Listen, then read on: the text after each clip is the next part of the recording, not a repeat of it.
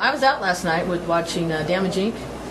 We were out doing a Met Club thing and all that, and they got on and they said something about Death Magnetic, and they were like, "What do you guys think?" I was like, "Yeah," you know, and they said, "Ah, the boys are back." And I thought, I wonder what James would think about that statement. Are the boys back, or did you ever leave? Men are back. Yeah. Well, it's all who we are. Yeah. So you never really went anywhere. Well, we've been a lot of places, but we didn't try to go away. Right. That's we tried to do our best. That's all we do every time. That's what I think. Yeah. But yeah, I understand what they mean by that. Yeah. Sure. Yeah, it's this with the sound that they're used to or what they would like to hear, and that's great that some people say that with, I would say, the utmost respect. And yeah, we didn't go anywhere. Well, we've been exploring. Is what we've been doing. You know, kind of full circle. Yeah, and it doesn't. Yeah, that doesn't mean that we're not going to explore again. You know, but that's what felt right at that time. In '93, you had talked about being afraid of Metallica ending. That's where you were at that point in your life. How do you feel about that now? How does that thought sit with you? Well, I'm still not ready for it to end. But does it scare you? You mentioned being scared. Scared is a word that could be used again, but I don't want that to happen. I think we realize how important Metallica is to us, and anything that's that important in your life as something you've been doing forever or something you wouldn't think of not doing. Guys that we hang out, we're family, we're writing, we're on a mission together. This is our gift, and to not have that would be a little scary. A little better, yeah. The songwriting process, you mentioned writing. How has it changed for you from, I notice musically and lyrically, I hear, you used to be more in character, and I'm noticing as time has gone by that you seem to be more comfortable coming out with the lyrics as you. Am I wrong? Is that a... No, you're not wrong. Okay. Everything I've done is honest, and I believe that it's me. Mm-hmm.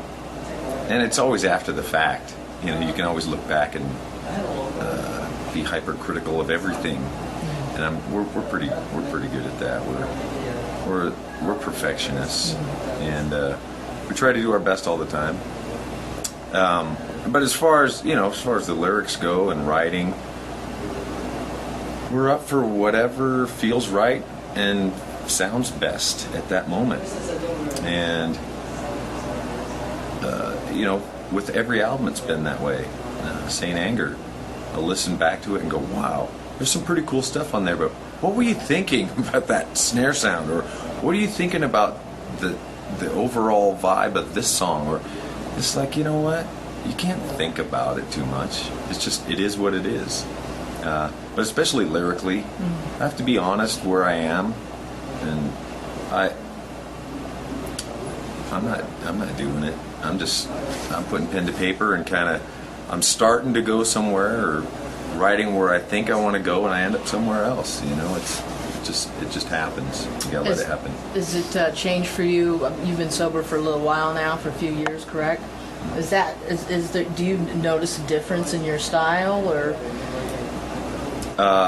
is it just a maturity thing? 8 years, 3 months, not to count, but yeah. Okay, yeah. While we're on that, being addicts, me too, when we're in our addiction, we don't feel simple joys. I remember coming out of mine and noticing things that I had never noticed. I was sitting playing with grass, and I thought the grass was just beautiful. It was just a simple joy that I finally felt. What are the simple joys that you noticing? Simple. I don't know if being on stage and noticing people's eyes in the audience is simple, but I don't know if everyone gets to do that. But seeing the gratitude, that's something I see now that I didn't before.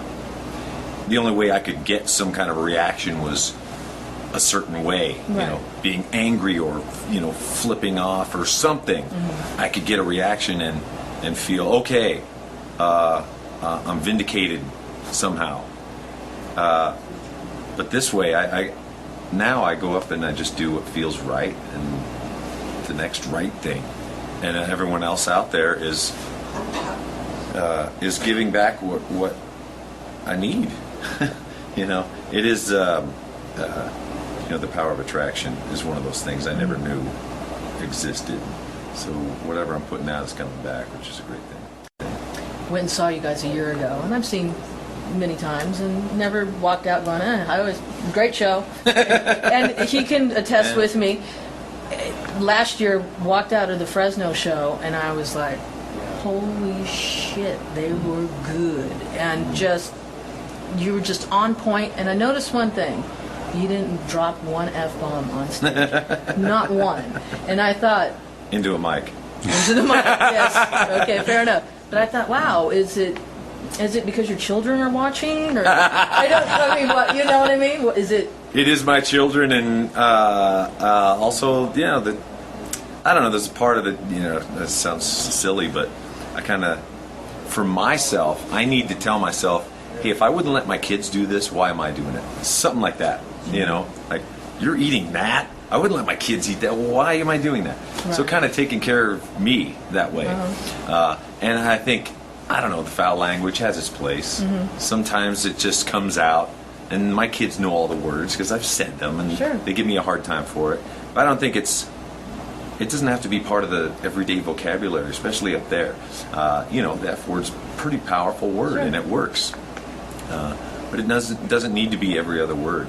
It kind of cheapens the point, I'd say. Mm-hmm. If you're going to make a very strong point about something and throwing something in there like that every once in a while is fine. But it doesn't seem to fit in what's going on right now. That's how I felt about it. I was like, wow, it's very on point, and you were just like a machine. And you felt the same way, right, Doug? Yeah. It was just the same vibe. What kind of father are you? And what would your kids agree? What would your kids say if I could ask them? What would they say? Is Dad a pushover? Is he? Let's see. Well, they're here. They're 7, 9, and 11. So they've learned a few tricks on how to get. Dad says, "Yeah, Mom," and I haven't said a word. Stuff like that. I am a lot looser with the kids. My wife's a lot more hardline. I let them breathe in their creativities, in their my son's playing drums on the table at dinner. My wife goes crazy, and it's like, wow, that's a cool beat. So we the opposites attract. I would say I'm a lot looser with them. Take them to whatever fast food every once in a while too. Right. But when it comes down to it, my wife's not around. I'm on it, and I can handle it easily, no problem, my way. We've got two ways of going about it. That's all. And the kids try and find the incongruency between the two of us and sneak between sure. them. And, they're smart kids. Yeah. But I think helping them be creative is what I like doing with them. Breaking the rules here and there with them, which is okay. Letting them know that, with the right amount of safety, you can do this. Let's not limit ourselves. Do you see anybody in one of your children following in your footsteps as far as, I don't even mean rock and roll, but maybe, but the tattoos and the hot rods and the, the skateboarding and the... I kind of hope so, and I kind of hope not. It's, they're on their own path. My role is I'm the guide till they're 18, and I will always be the guide if they want me to be. But they're on their own path. They've got their own higher power of sorts, and I'm just guiding a little bit. And the thing is, they're guiding me. They're teaching me so much that I don't know, or didn't think I needed to know. But as far as music goes, they can walk into the music room in the house, pick up a guitar and blast it. They can sit down at a drum kit. They can sit at the piano. Whatever they want to do, the stuff's there. I'm not going to force them to do anything. They take singing lessons. My daughter takes bass lessons. My son took drum lessons for a little while. And they all love singing. They want to play, but it's not. I'm not forcing anything. It's not a big deal. They have my daughter has a very creative bug as far as drawing goes, so I'm kind of feeding that a little bit. The greatest gift Metallica has ever given you. Metallica. The greatest gift that you've received. Oh, I would say